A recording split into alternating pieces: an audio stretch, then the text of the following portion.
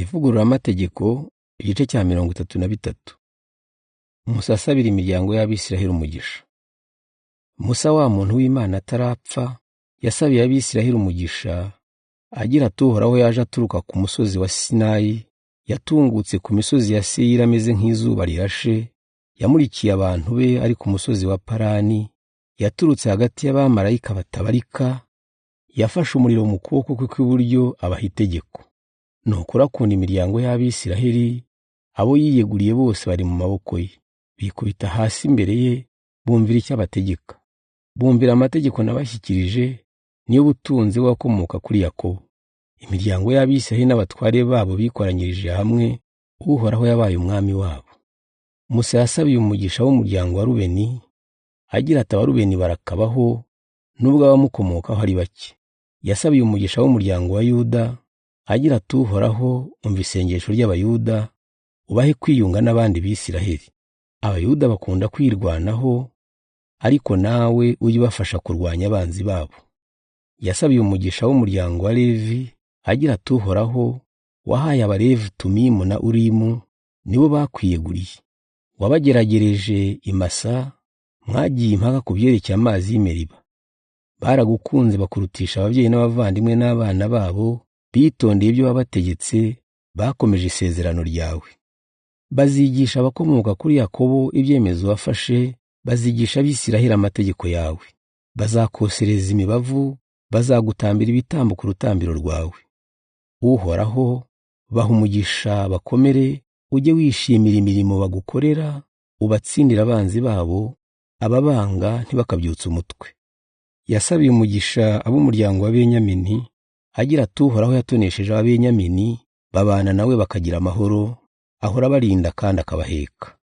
Yasabiye umugisha w'umuryango wa Yozefu, agira ati Uhoraho aho umugisha aho batuye, nabaha imvura nziza n'amariba adakama, nabaha izuba rimeze imyaka, nabaha icyo basarura buri kwezi. Nibahinge no ku mpinga z'imisozi yabayeho kuva kera, nibasarure no ku dusozi twahozeho, nibahabwe imisaruro itubutse. Uhoraho wambonekeye ari mu gihuru nabaha umugisha. Nawuha umuryango wa Yozefu wari umutware wa bene se. Imfura ifite imbaraga nk'iz'imfizi nihabwe icyubahiro. Bene Yozefu bameze nk'amahembe y'imbogo, azayicisha amahanga yose yo ku isi. Ayo mahembe ni abantu batabarika bakomoka kuri Efurayimu, ni ibihumbi by'abakomoka kuri Manase. Yasabiye umugisha w'umuryango wa Zabuloni n'uwa Isakari, agira ati Bazabuloni, muzagirire amahirwe mu ngendo zanyu z'ubucuruzi, Bisakari, muzagirire amahirwe mu ngo zanyu.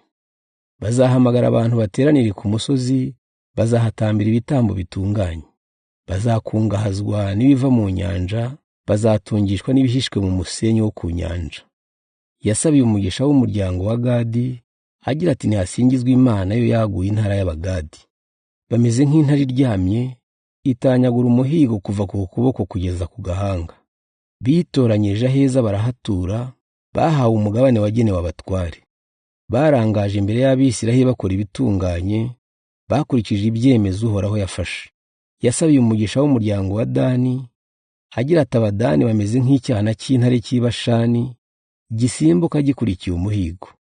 Yasabiye umugisha w'umuryango wa Nafutali, agira ati Abanafutali baratoneshejwe, Uhoraho basenderejeho imigisha, umugabane wabo uramanuka ukagera ku kiyaga cya Galileya. Yasabiye umugisha w'umuryango wa Asheri, agira ati Abasheri barushije indi miryango amahirwe, nibarusha ubutoni abandi Bisiraheli, bazagira iminzenze myinshi abona amavuta yo kwisiga. Ibihindizo by'amarembo y'imijyi yabo bizakomere, bajye bakomera iminsi yose yo kubaho kwabo. Mwa Bisiraheli mwe, nta cyahwana n'Imana yanyu, ivanwa mu ijuru no kubatabara, imanuka mu bice ifite ikuzo. Imana ihoraho niyo buhungiro bwanyu, amaboko yayo ahora baramira. Yirukanye abanzi banyu ibaha kubarimbura. Bisiraheli, mwabayeho mu mahoro, mwabakomoka kuri Yakobo mwe, mwabaye ukwanyu, mwatuye mu gihugu cyera ingano n'imizabibu, ni igihugu gitabura imvura. Bisiraheli murahirwa, nta bundi bwoko Uhoraho yakijije nkamwe. Niwe ngabo ibakingira akabatabara, niwe nkota ibatera gutsinda. Abanzi banyu bazabebera, muzasiribanga ingoro z'imana zabo.